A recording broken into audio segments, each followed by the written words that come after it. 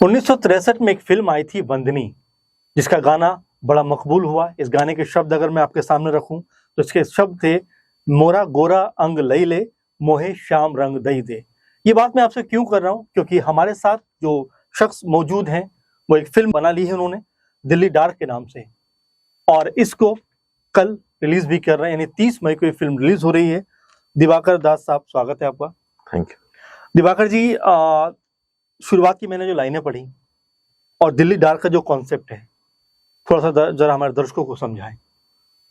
Sir, ये जो concept है ये कहानी एक नाइजीरियन आदमी पे आधारित है जो कि दिल्ली शहर में रह रहा है, जो अपनी एमबीए कर रहा है और जो चाहता है कि उसे एक नौकरी मिल जाए और वो इंडिया में सेटल हो जाए। जो बहुत इंडियंस की कहानी होती है जब वो बाहर जाते हैं कि एक अच्छी नौकरी मिल जाए और एक अच्छी देश में आप सेटल हो जाए। जी हाँ सर, और मैं तुरा तुरा बोता भी है। कुछ तो बेचा होगा आपने। New Delhi is to many Nigerians what New York is to India. I'm MBA. A mecca of opportunity. गलत काम करने यहाँ पर ना। ये आपकी आदमखोर है, अंदर फ्रिज में आदमी का मटन रखा है, आदमी का।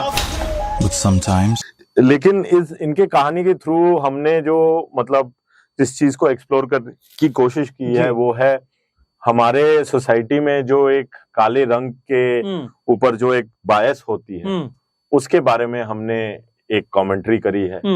तो या वो अफ्रीकन आदमी हो या मेरे जैसे एक बंगाली हो जिसका रंग भी काला ही है, ये बायस तो है हमारे सोसाइटी में। तो इसी के ऊपर ये एक कॉमेडी है, एक डार्क कॉमेडी है, और हमने ट्राई करी है कि इस दर्शक इनको देखे, एक लाइट तरीके से देखे और हंसे भी लेकिन सीखे भी।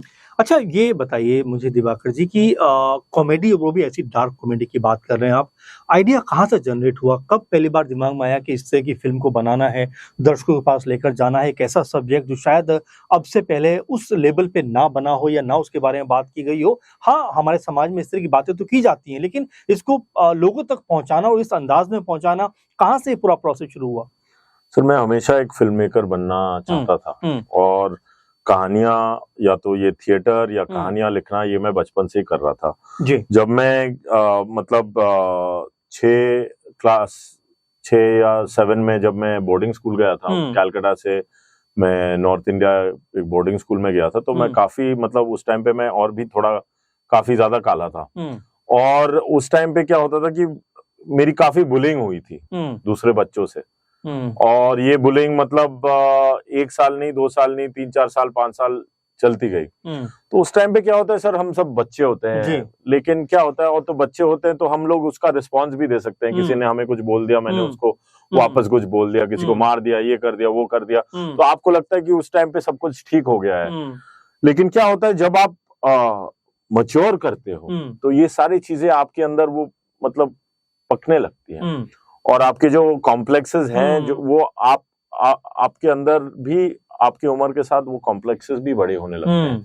तो जब मैं कॉलेज में आया जी, और कॉलेज में मेरी 2-3 साल मैंने कॉलेज खत्म किया, उसके बाद मैं दिल्ली में काम करना शुरू कर दिया, तो मुझे लगना था कि कुछ एक अंदर मेरे कुछ चीज है जो मेरे कॉन्फिडेंस को पूरा खत्म कर रहा है, और मेरे अंदर कुछ एक चीज है जो मैं अपने आप को एक दृष्टि से नहीं देख पा रहा हूँ, और ये फिजिकली भी और मेंटली भी मुझे अफेक्ट करने लगी थी। उसी टाइम पे दिल्ली पे कुछ और भी चीजें हो रही थी, जैसे कि कुछ अफ्रीकी स्टूडेंट्स थे, उनपे अटैक हुए थे, और एक बड़ा विचित्र सा एक कहानी था, वो है कि कुछ लोग एक ऑटो वाले को काट के खा गए कुछ अफ्रीकन लोग, तो ये आपने सुना भी होगा। इस तरह की बहुत सारी बातें, जी बिल्कुल जी। तो ये सब चीजें एक साथ मेरे दिमाग में सम्मिलित होने लगे। तो एक तो मेरी जो आइडेंटिटी थी, जबकि मेरे लोगों ने, मेरे दोस्तों ने या मेरे सहपाठियों ने एक टाइम पे मुझे बहुत बार जिसे एन वर्ड कहते हैं, जिसे मतलब आप नॉर्मली तो बोला नहीं जा सकता। बिल्कुल बिल्कुल। तो वो मुझे की बातें, हाँ, वो मुझे हर रोज सुनने को मिलती थी। तो ये मुझे लगने लगा कि ये सेम ही चीज उन अफ्रीकन स्टूडेंट्स के साथ भी हो रहा है, सेम चीज मुझे भी बोला जाए तो क्या है हम दोनों में कि जो ये काला रंग जो है ये क्यों इतना बड़ा प्रॉब्लम है। तो स्लोली ये वो अंदर का कहीं बैठा हुआ जो था कि इस बात को लेकर मुझे परेशान किया जाता है, फिल्म बनाने का वही एक जरिया बना। यस। अच्छा, ट्रेलर देखकर तो ऐसा लग रहा है जैसे ये पूरी फिल्म जो है वो अफ्रीकी आशुएत को लेकर कहीं ना कहीं बेस्ड है। आप जो बात कह रहे हैं उससे थोड़ा सा अलग नजर आ रही है, या फिल्म में कुछ और एलिमेंट भी हैं? फिल्म में दूसरी एलिमेंट्स भी हैं, दूसरे कैरेक्टर्स भी हैं। ये दिल्ली के लाइफ को बहुत अलग तरीके से दिखाया गया है इसमें, कि दिल्ली एक ऐसी शहर है जहां सबके लिए जगह है और बाहर के बहुत लोग रहते हैं। तो एक ऐसे अफ्रीकी कैरेक्टर के थ्रू से हम दूसरे कैरेक्टर्स को भी देख रहे हैं, दिल्ली के अलग अलग एस्पेक्ट्स को भी देख रहे हैं जो हम नॉर्मली बड़े बॉलीवुड फिल्म्स में शायद हमने नहीं देखा हो। तो हमारी शूटिंग भी जो हुई है वो सिर्फ चांदनी चौक और इंडिया गेट पे नहीं हुई है। हमारी शूटिंग ऐसी ऐसी जगह में हुई है जैसे कि पांडव नगर, जैसे घिटोरनी, जैसे महरौली आर्कियोलॉजिकल कॉम्प्लेक्स, जो जहां हमें दिल्ली के कुछ छुपे हुए फ्लेवर्स दिखने को मिलते हैं। तो ये जो दिल्ली है ये बॉलीवुड की बनाई हुई दिल्ली नहीं है, अमूमन जो अब तक देखी जाती रही वो दिल्ली से अलग है। ये दिल्ली की बनाई हुई दिल्ली है। अच्छा, ये बताएं कि आपने काले गोरे के बारे में बात भी कर रहे हैं, फिल्म भी उसी मुद्दे पर है। हमारा जो देश है या जो हमारे देश के लोग हैं, अक्सर आप शादी विवाह की जब बातें सुनते हैं, देखते हैं, तब रंगों के नाम पर भी शादियां ब्रेक हो जाती हैं। तो क्या वो कुछ भी फ्लेवर फिल्म में देखने को मिलने वाला है? थोड़ी रेफरेंसेस तो जरूर है, थोड़ी रेफरेंसेस तो जरूर है कि एक अगर कोई शादी करना चाहे तो हमेशा पहले वो कॉलम्स में भी हमेशा आया जाता है उज्जवल श्याम वर्ण, जो हम बंगाली में उज्जवल श्याम बोर्नो जो हम बोलते हैं। तो ये फैक्टर्स तो है ही कि एक जो काला लड़का है वो मतलब वो कितना डिजायरेबल है अगर रंग को हटा दिया जाए। और सारे और सारे आप अगर हिंदी फिल्मों के गानों में भी देखो, गोरे रंग पे इतना गुमार न कर, या गोरे गोले गालों में गोरे गोरे मुखड़े पे काला काला चश्मा, बहुत सारे। तो सब गोरी है, हर एंगल में गोरा ही है, गोरी है, कलाइयां, तमाम सारे। करेक्ट। ये काले को हमने कभी ऐसे बना के बहुत कम ही देखा है कि हमने काले रंग को कोई। ये दिवाकर सर, मुझे इरशाद कामिल की एक बात याद आ रही है, जो बड़े शायर लेखक भी हैं, बॉलीवुड के फिल्मों गीत लिखते हैं। उन्होंने एक बुक का जिक्र एक समय किया था, काली औरत का ख्वाब। उन्होंने कहा कि अगर 100-200 साल पहले काले को भी अगर सुंदर कहा गया होता तो आज ये एक अभिशाप की तरह नहीं होता। क्या उसको भी फिल्म रिप्रेजेंट करती है? हम देखिए, जैसे कि हम बोलते हैं फॉर एग्जांपल कृष्ण भगवान जी जो है, कृष्ण भगवान जी को भी हम श्याम, हम उनको बोलते हैं श्याम रंग, जिनका रंग काले घने बादलों जैसा है।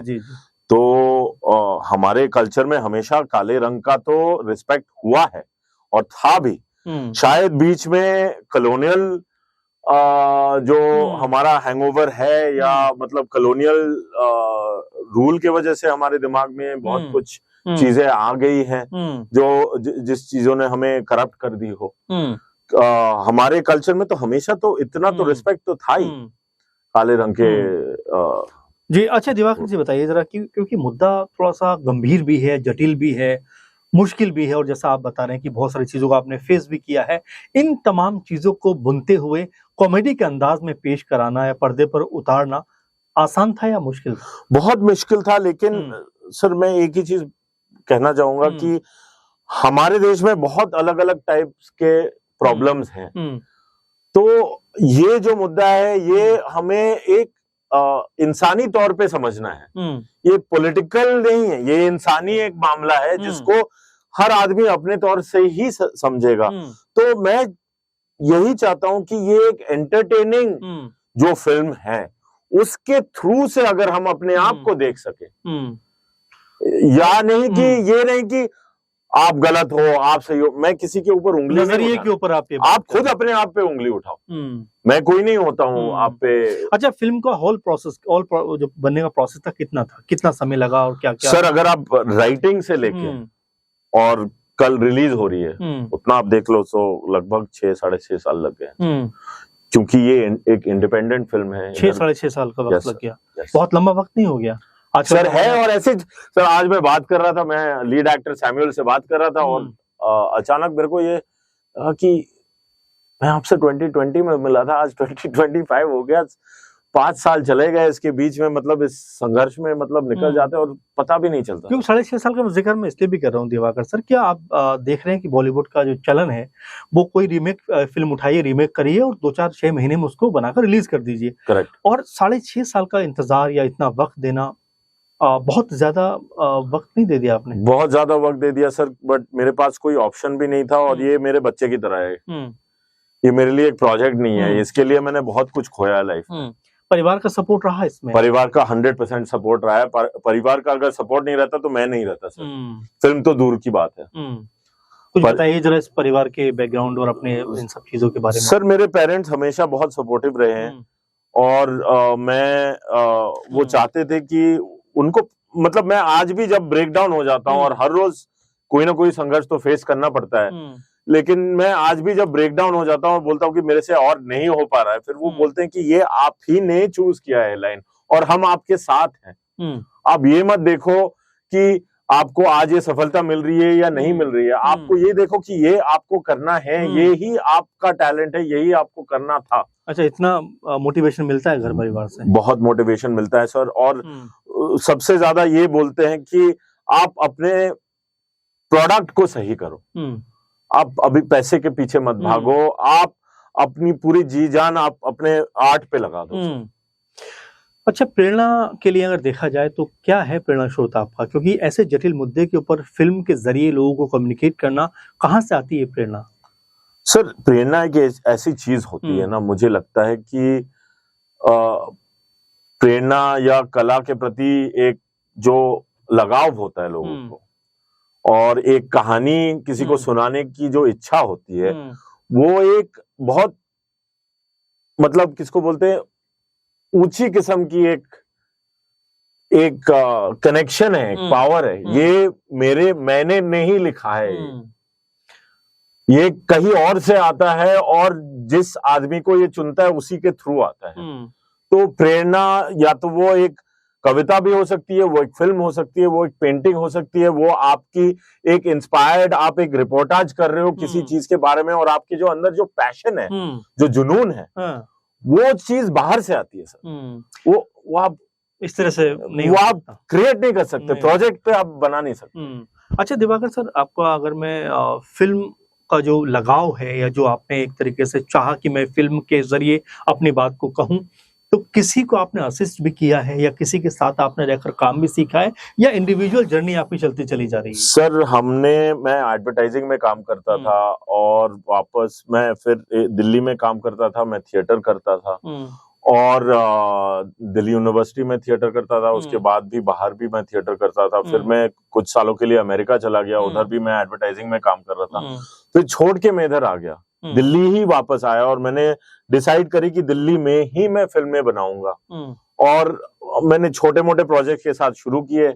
दूसरे जैसे कि बाहर के क्रूज आते थे, मैं उनको प्रोडक्शन में हेल्प करता था, उनकी प्लानिंग में हेल्प करता था। फिर छोटा मोटा प्रोजेक्ट्स उठाना शुरू किया, तो ऐसे ही सीखा है सर, ऑन द जॉब ही सीखा है। ऑन द जॉब ही सीखा है। दिवाकर साहब, हम प्रोग्राम के बिल्कुल अंतिम उसमें चल रहे हैं, जरा बताइए कि अब दिवाकर सर का इसके बाद क्या क्या प्रोजेक्ट आने वाले हैं या किन किन चीजों पर काम अभी चल रहा है? सर मेरा जो फेवरेट जो जॉनरा है वो है सैटायर जी, व्यंग बोलते हैं शायद, तो वही मेरा फेवरेट जॉनरा है और ये व्यंग के अंदर ही मैं अलग अलग चीजों को मैं देखना चाहता हूँ व्यंग के नजरिए से। कोई प्लान है ऐसा अभी? हाँ, मेरी दूसरी स्क्रीन प्ले है जो खत्म हो रही है और मैं कुछ लोगों के साथ उसके बारे में बात कर रहा हूँ और दिल्ली डाक भी मतलब अलग अलग देशों में ले जाने के लिए बात कर रहा हूँ। जी बिल्कुल। और दिवाकर सर, ये भी बताइए कि अभी तक फिल्म को बहुत सारी जगह अवार्ड भी मिल चुके हैं, बहुत सारी जगह स्क्रीनिंग भी हो चुकी है, क्या है ये प्रोसेस पूरा? सर मैं जब शुरू किया था, मैंने कभी, मुझे ये सिस्टम पता नहीं था कि कैसे कहाँ से कहाँ पहुंचना है, तो मैंने एनएफडीसी में अप्लाई किया था। तो एनएफडीसी का एक वर्क इन प्रोग्रेस लैब होता है जहां वो 4-5 फिल्में चुनते हैं, सिलेक्ट करते हैं हर साल जी। तो वो रफ कट के स्टेज में चुनते हैं, तो वहां मैंने अप्लाई किया था। उधर से मुझे दुनिया भर के फिल्म मेकर्स, एजेंट्स, डिस्ट्रीब्यूटर्स, उनसे कनेक्ट हुआ। तो और उधर से मुझे फिल्म फेस्टिवल सर्किट का सिस्टम पता चला। उसके बाद हम लोग बॉम्बे गए। बॉम्बे फिल्म फेस्टिवल के लिए हमने मामी में हमने अप्लाई किया। उसके बाद मामी के बाद हम यूरोप गए। फिर उधर से हमें थोड़ा बहुत सिस्टम समझने समझने में आया। उसके बाद फिर आपने फिल्में अलग अलग जगह पर दिखाई, अलग अलग। कैसा रिस्पॉन्स रहा लोगों का? सर बहुत ही मतलब नए टाइप का रिस्पॉन्स है, क्योंकि हमने ऐसे जगहों में दिखाए हैं जहां शायद कभी इंडियन फिल्म कभी दिखाई नहीं गई है। क्योंकि हमने काफी सारे अफ्रीकन फिल्म फेस्टिवल्स को क्लोज किए हैं, जैसे कि लिंकन सेंटर न्यूयॉर्क में हमने क्लोज किया है। वो न्यूयॉर्क अफ्रीकन फेस्टिवल है, जो कि मतलब one of the biggest African film festivals हैं दुनिया की। तो हम एक लौते इंडियन फिल्म थे और हमने उस फेस्टिवल को क्लोज किया। तो उधर जो लोग मतलब इस चीज के बारे में उन्होंने कभी देखा भी नहीं था, क्योंकि हमेशा अमेरिका में अगर आप फिल्मों में देखो तो हमेशा रेसिज्म का जो डिस्कशन होता है वो एक गोरे आदमी और काले आदमी, मतलब एक व्हाइट अमेरिकन और एक अफ्रीकन अमेरिकन के। कभी इंडियन और अफ्रीकन लोग क्या समझते हैं इस चीज के? क्या ये माना जाए कि दिवाकर जी की इंडियन फिल्म और अफ्रीकन फिल्म के लिए एक ब्रिज का काम करने का दिल डाक करेगी? 100% सर। और ये हमारी जो अभी इच्छा है कि इस ब्रिज के ऊपर और भी फिल्में बने। तो काफी सारे लोग हैं जो इसी फिल्म को लेके आगे जाना चाहते हैं, अलग अलग मार्केट्स में उसको फैलाना चाहते हैं।